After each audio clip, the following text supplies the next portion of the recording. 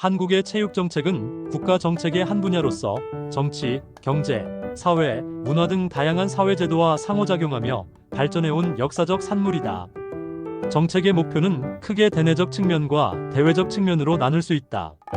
대내적으로는 국민의 건강을 증진하고 건전한 여가 활동을 장려하는 것에 초점을 맞추고, 대외적으로는 각종 국제대회에서 우수한 성적을 거두어 국위를 선양하는 것을 목표로 삼아왔다.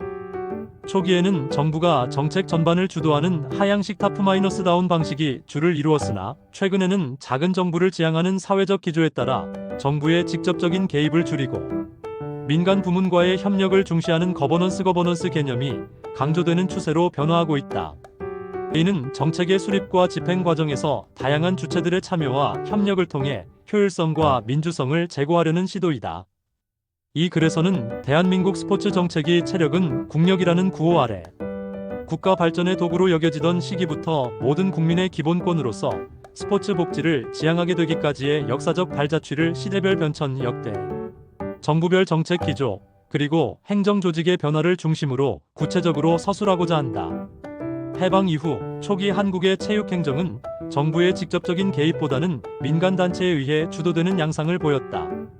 당시 체육 관련 업무는 교육부의 전신인 문교부에서 담당하였으며, 실질적인 활동은 대한체육회를 중심으로 이루어졌다. 이 시기 정책의 초점은 학교 체육을 중심으로 한 교육적 관점에 머물러 있었고, 국가적으로는 국제대회 참가를 통해 신생 독립국인 대한민국을 국제사회에 알리는 국가 홍보의 수단으로서 스포츠의 가치를 활용하는 데 중점을 두었다. 그러나 이러한 민간 주도 시스템은 전문적인 체육 행정의 부재로 인해 여러 한계를 드러냈다. 스포츠 과학에 기반한 체계적인 지도자, 육성 시스템이 미비했으며, 엘리트 체육을 넘어 전 국민을 대상으로 하는 생활체육 분야에 대한 정책적 지원은 거의 이루어지지 않았다. 또한 부족한 재원은 소수의 엘리트 선수를 위한 대규모 훈련 시설에 집중적으로 투자되어 대다수 국민이 체육 활동의 혜택을 누리기 어려운 구조적 문제를 안고 있었다. 1960년대에 들어서면서 한국의 체육 정책은 중대한 전환점을 맞이했다. 제3공화국이 강력하게 추진한 경제개발 정책과 맞물려 스포츠 역시 국가 발전의 중요한 동력으로 인식되면서 정책의 주도권이 민간에서 정부로 이관되었다. 이 시기를 상징하는 슬로건은 체력은 국력으로, 국민 개개인의 체력이 곧 국가의 경쟁력이라는 인식이 사회 전반에 널리 퍼졌다. 정부는 이러한 기조 아래 체육행정의 법적, 제도적 근간을 마련하는 데 주력했다. 가장 중요한 성과는 국민체육진흥법의 제정 1962이다. 이 법은 오늘날까지도 한국 체육행정의 기본 틀을 이루는 핵심적인 법률로 평가받는다. 또한 1970년에는 국무총리를 위원장으로 하는 국민체육심의위원회를 구성하여 체육 관련 주요 사항을 심의하고 이를 국가정책에 직접 반영할 수 있는 체계를 구축했다. 이처럼 1970년대까지 한국의 체육정책은 정부의 강력한 주도 아래 엘리트 체육을 육성하고 이를 통해 국력을 과시하며 국민적 자긍심을 고취하는 방향으로 전개되었다. 1980년대 제5공화국 시기는 한국 스포츠가 양적으로 폭발적인 성장을 이룬 시기이며 스포츠 공화국이라 불릴 만큼 국가적 관심과 지원이 집중되었다. 이 시기 발전의 양대 축은 프로스포츠의 출범과 메가 이벤트의 성공적 개최였다. 1981년 프로축구, 1982년 프로야구가 잇따라 출범하면서 스포츠는 국민들에게 새로운 여가 문화를 제공하는 대중적 엔터테인먼트로 자리 잡았다. 동시에 1986년 서울 아시안게임과 1988년 서울 올림픽의 유치 및 개최는 한국의 발전상을 전 세계에 알리는 결정적 계기가 되었다. 이러한 시대적 요구에 부응하기 위해 정부는 1982년 기존의 부서에서 체육행정을 분리하여 독립부처인 체육부를 신설했다. 이는 체육을 독립적인 정책 영역으로 인정하고 종합적으로 관리하려는 최초의 시도였다는 점에서 큰 의의를 가진다.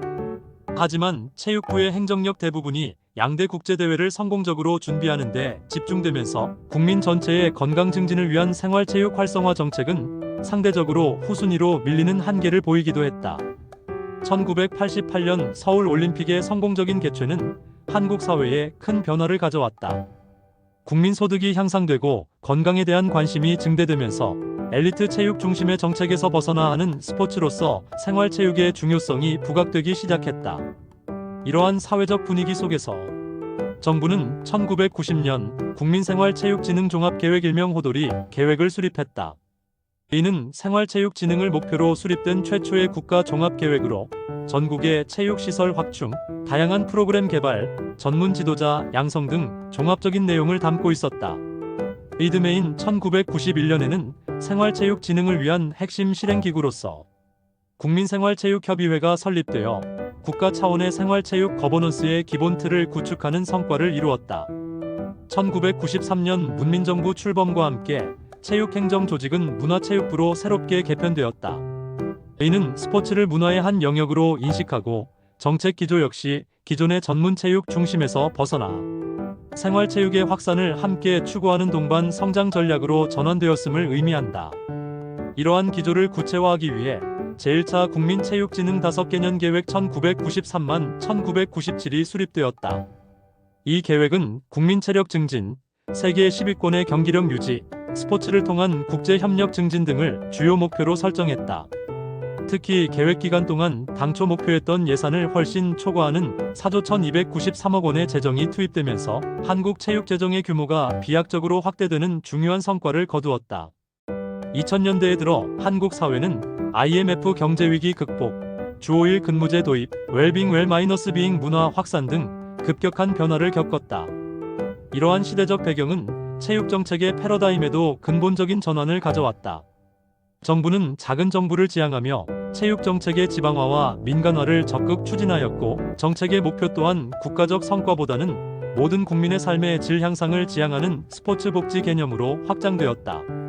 동시에 스포츠가 가진 경제적, 산업적 가치에 주목하여 이를 새로운 국가 성장 동력으로 육성하려는 시도가 본격적으로 시작되었다. 이 시기부터 스포츠는 단순히 건강을 위한 활동을 넘어 국민의 행복을 증진하는 보편적 권리이자 새로운 부가가치를 창출하는 핵심 산업으로 인식되기 시작했다. 국민의 정부는 IMF 경제 위기라는 시대적 배경 속에서 작은 정부를 표방하며 출범했으며, 이로 인해 체육 관련 행정 조직은 일부 축소되는 시련을 겪었다.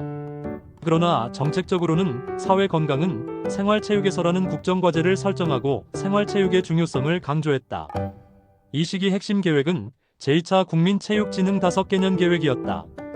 이 계획은 생활체육 환경 구축, 2002 한일 월드컵의 성공적 개최, 체육산업의 경쟁력 강화 등 6개 부문의 구체적인 목표를 설정하여 추진되었다. 특히 생활체육과 전문체육이 단절되지 않고 상호 연계하여 발전할 수 있는 기반을 마련하고, 경색된 남북관계 개선을 위해 남북체육교류를 촉진하는 등 다각적인 노력을 기울였다.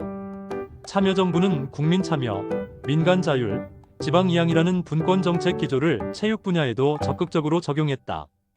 주요 특징으로는 한국형 스포츠클럽 육성 정책을 본격화한 점을 들 수 있다. 이는 지역사회를 기반으로 다세대, 다계층의 주민들이 저렴한 비용으로 원하는 스포츠를 즐길 수 있는 시스템을 구축하려는 시도였다. 또한 2005년에는 대한장애인체육회를 설립하여 장애인 체육을 체계적으로 육성할 수 있는 제도적 기반을 마련하는 중요한 성과를 거두었다. 정책의 종합계획인 참여정부 국민체육진흥 5개년 계획은 성별, 계층, 지역에 따른 차별 없이 모든 국민이 체육활동을 향유할 수 있는 환경을 조성하고, 학교 체육 생활 체육 전문 체육이 선진화된 시스템 안에서 유기적으로 연계되도록 하는 것을 목표로 추진되었다.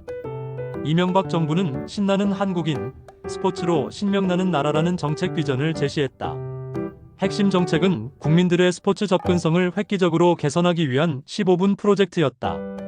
이는 집에서 걸어서 15분 거리 안에서 누구나 원하는 스포츠를 즐길 수 있는 환경을 조성하는 것을 목표로 하는 생활 밀착형 정책이었다.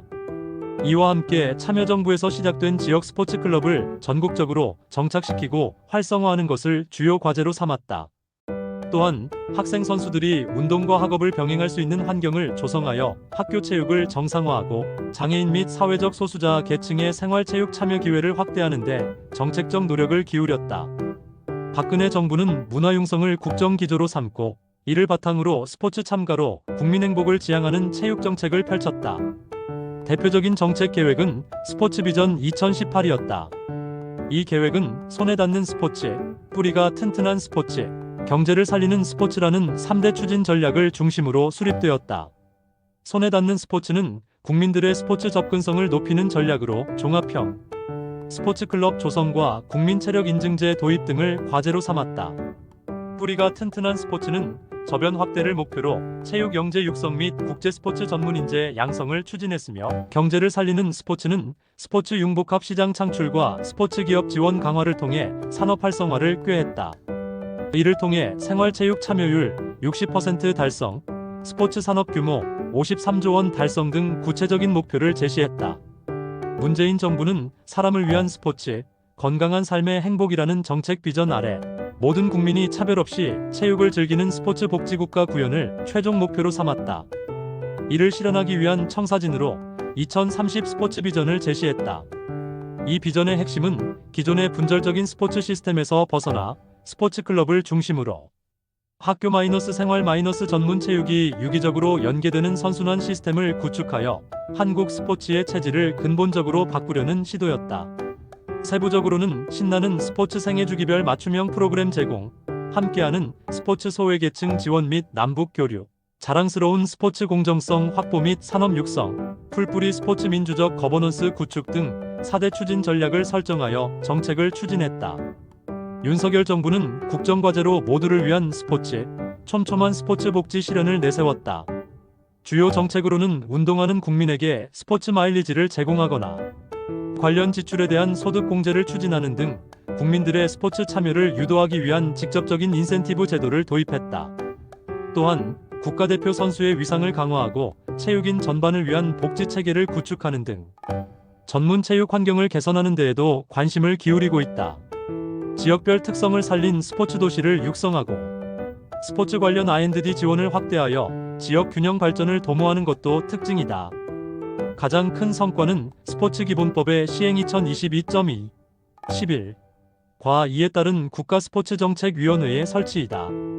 국무총리 소속으로 설치된 이 위원회는 여러 부처에 흩어져 있던 스포츠 관련 정책을 총괄하고 조정하는 컨트롤 타워 역할을 수행하며 민간 전문가의 참여를 확대하여 정책의 전문성을 강화하고 있다.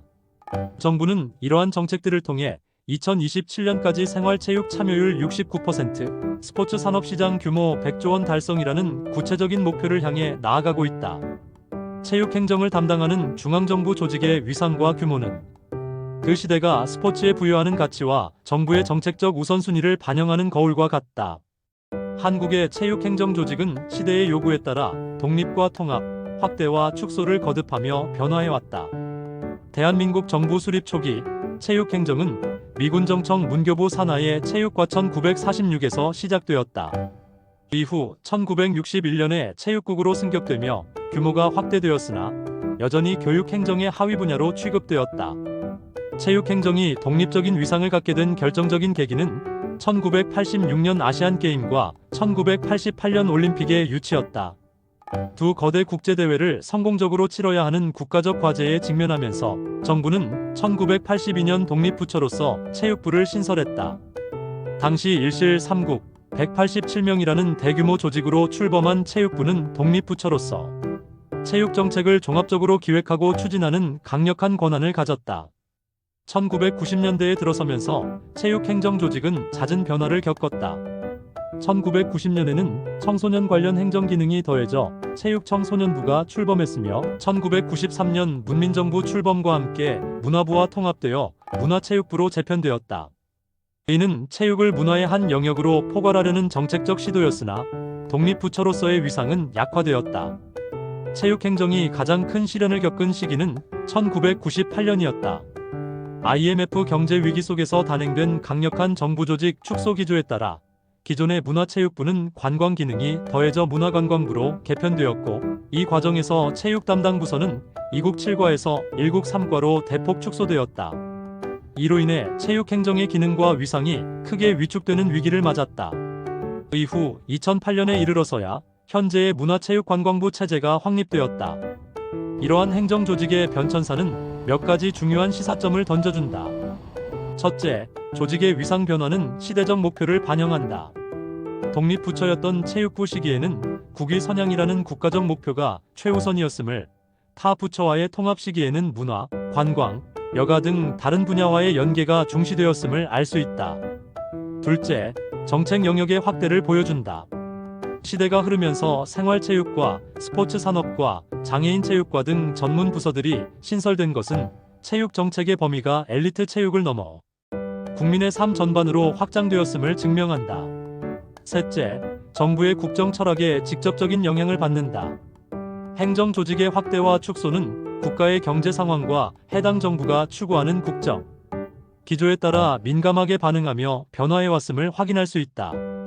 대한민국 스포츠 정책의 발전사는 크게 세 가지 전환 과정으로 요약할 수 있다. 첫째는 가치의 전환이다. 과거 국위 선양과 국민 통합 등 국가 목표 달성을 위한 도구적 가치가 중심이었다면 현재는 국민 개개인의 건강, 행복, 삶의 질 향상이라는 본질적 가치를 추구하는 방향으로 전환되었다. 둘째는 주체의 전환이다. 과거 정부가 모든 것을 계획하고 실행하던 정부 주도형에서 이제는 민간 부문과 시민사회가 정책 과정에 함께 참여하고 협력하는 거버넌스 협치형으로 변화하고 있다. 셋째는 범위의 확장이다. 엘리트 체육과 학교 체육에 국한되었던 정책의 범위가 생활체육, 스포츠 산업, 장애인 체육, 스포츠 외교 등 사회 전방위적인 영역으로 확장되었다. 이러한 성과를 바탕으로 한국 스포츠 정책이 한 단계 더 도약하기 위해서는 다음과 같은 미래 과제들을 해결해야 한다. 첫째, 스포츠 기본권의 실질적 보장이다. 모든 국민이 소득, 지역, 성별, 연령, 장애 유무에 관계없이 스포츠를 온전히 향유할 수 있는 환경을 조성해야 한다. 이를 위해 국가스포츠정책위원회를 중심으로 부처 간 경계를 허무는 통합적 정책 추진이 필수적이다. 둘째, 지속 가능한 스포츠 생태계 구축이다. 학교 체육, 생활체육, 전문 체육이 단절되지 않고 유기적으로 연계되는 선순환 구조를 정착시켜야 하며 그 핵심 허브로서 지역 기반 스포츠 클럽을 체계적으로 육성해야 한다. 셋째, 스포츠 거버넌스의 혁신이다. 체육단체의 자율성과 책임성을 동시에 강화하고 재정 운영의 투명성을 확보하여 국민의 신뢰를 회복해야 한다. 또한 정책 결정 과정에 현장 전문가와 일반 국민의 참여를 더욱 확대해야 한다. 넷째, 스포츠 산업의 고부가 가치화이다. IT, AI 등 첨단 기술과의 융복합을 통해 새로운 스포츠 시장을 창출하고 스포츠 이벤트와 시설을 활용하여 지역 경제를 활성화하며 양질의 일자리를 만들어내는데 정책적 역량을 집중해야 한다. 결론적으로 한국의 스포츠 정책은 국가 발전의 견인차 역할에서 국민 행복의 동반자로 그 위상과 역할이 변화해왔다. 앞으로 모든 국민이 스포츠를 통해 더 건강하고 행복한 삶을 누리는 진정한 스포츠 복지 국가를 실현하기 위한 지속적인 노력이 요구된다.